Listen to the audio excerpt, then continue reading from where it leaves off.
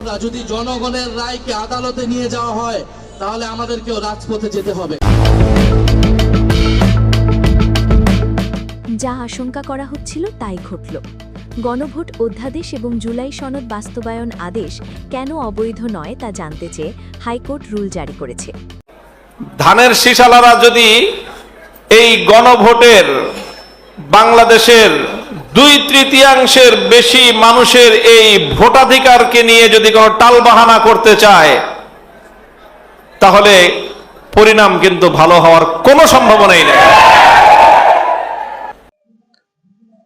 প্রিয় দর্শক মন্ডলী, নির্বাচনের পরে যতই দিন গড়াচ্ছে ততই বিভিন্ন চাঞ্চল্যকর ঘটনা এবং বিভিন্ন রহস্যময় ঘটনাগুলো প্রকাশ পাচ্ছে।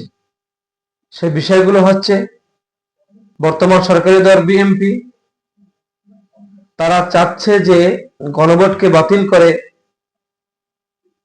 তারা ক্ষমতায় থাকবে, অথচ বিভিন্ন রাজনৈতিক দল তাদের একটাই বক্তব্য গিয়ে যে যেখানে গণভোট হা ভোট জয়যুক্ত হয়েছে, তোমরা যেমন নির্বাচনের ক্ষমতা আসছো মানুষের ভোটের মাধ্যমে, ঠিক হা ভোটটাও মানুষের ভোটের মাধ্যমে সেটা নির্বাচিত হয়েছে। এক্ষেত্রে এটা বাদ দেওয়ার কোনো সুযোগ নেই। জুলাই যে সনদ রয়েছে এটাকে বাস্তবায়ন করতেই হবে। আজকে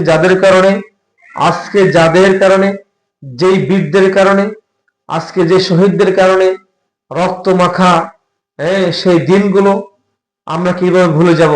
যে শহীদদের কারণে আজকে আমরা নির্বাচন পেলাম, তোমরা সরকার গঠন করছো, আজকে সংসদ পেয়েছো, কাদের কারণে? আজকে এদেরকে ভুলে যাবার কোনো সুযোগ নাই। আল্লামা মামুনুল হক তিনিও বলছেন যে বাংলার জনগণকে আর হাইকোর্ট দেখানো চলবে না। আজকের বাংলার জনগণ বোকা নয়, বাংলার জনগণ আজকে নিজের অধিকারকে আদায় করতে পারে। তো প্রিয় দর্শক, আমরা সকলে দেখে আসি বিভিন্ন রাজনৈতিক দলের লোকেরা, তারা নেতা কর্মীরা তারা কি বলতেছে। তো প্রিয় দর্শক মন্ডলী, ভিডিওটি দেখার পূর্বে যারা আমার চ্যানেলে নতুন যুক্ত হয়েছেন তারা অবশ্যই আমাদের চ্যানেলটিকে সাবস্ক্রাইব করবেন, লাইক কমেন্ট শেয়ার করবেন।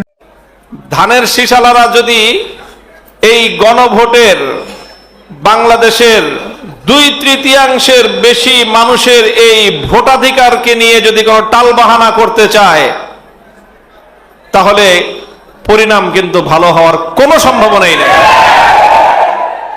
যদি জনগণের রায়কে আদালতে নিয়ে যাওয়া হয় তাহলে আমাদেরকেও রাজপথে যেতে হবে। মঙ্গলবার কুমিল্লার স্টেশন ক্লাবে একত্রিত হলেন জুলাই অভ্যুত্থানের সামনের সারির প্রায় সব নেতা। ইফতারকে কেন্দ্র করে আয়োজিত মঞ্চে উপস্থিত নাহিদ ইসলাম, সাজ্জিস আলম, হাসনাত আবদুল্লাহ, আখতার হোসেন, নাসিরুদ্দিন পাটোয়ারি সহ কেন্দ্রীয় অন্যান্য নেতারা। এক মঞ্চে সব জুলাই যোদ্ধা, অথচ জুলাইয়ের সেই অগ্নিঝরা স্লোগান হবে না তা কি হয়? এনসিপির আহ্বায়ক নাহিদ ইসলামের নেতৃত্বে আবারও স্লোগানে মুখর হল কুমিল্লার তরুণ প্রজন্ম।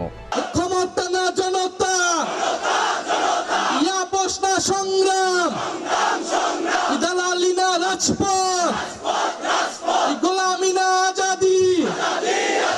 মঙ্গলবার সন্ধ্যায় কুমিল্লা স্টেশন ক্লাবে এনসিপি আয়োজিত ইফতার মাহফিল পূর্ব সমাবেশে চলমান রাজনৈতিক ইস্যু নিয়ে বিকাশ পেমেন্টে 10,000 টাকার বেশি অফার, শপিং চলছে তো। জোরালো বক্তব্য রাখেন এনসিপির আহ্বায়ক সংসদ সদস্য নাহিদ ইসলাম।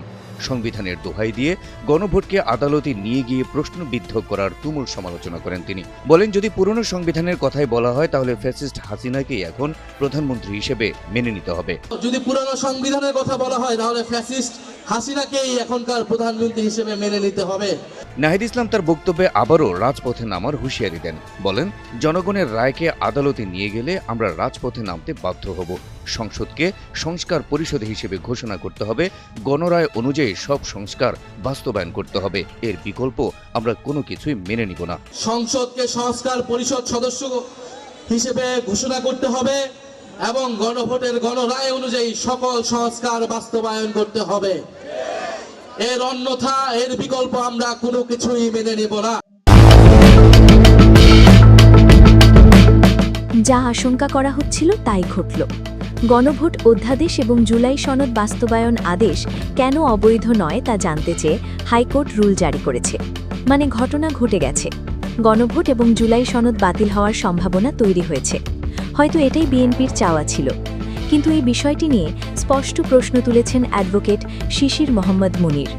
শিশির মুনির অত্যন্ত ক্ষুব্ধ এবং লজিক্যাল একটি প্রশ্ন তুলেছেন। তিনি বলেছেন, যারা গণভোট বাতিলের কথা বলছেন তারা কেন জাতীয় নির্বাচন বাতিলের কথা বলছে না? তার কথা খুবই স্পষ্ট। যদি বাতিল হতেই হয়, যদি সংবিধানে নেই এই প্রশ্ন তুলেই ধোঁয়া তুলে সবকিছুই বাতিল করা যায়, তাহলে শুধু গণভোট কেন বাতিল হবে? 5 আগস্টের পর আরও 135টি অধ্যাদেশ জারি হয়েছে, সেগুলো বাদ যাক। এমনকি যে নির্বাচনের উপর ভিত্তি করে আজ তারেক রহমান প্রধানমন্ত্রী হয়েছেন, সেই জাতীয় নির্বাচনও তাহলে বাতিল হয়ে যাক?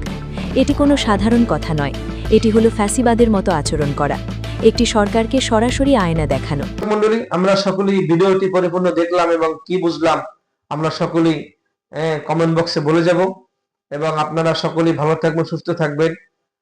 আসসালামু আলাইকুম ওয়া রাহমাতুল্লাহ।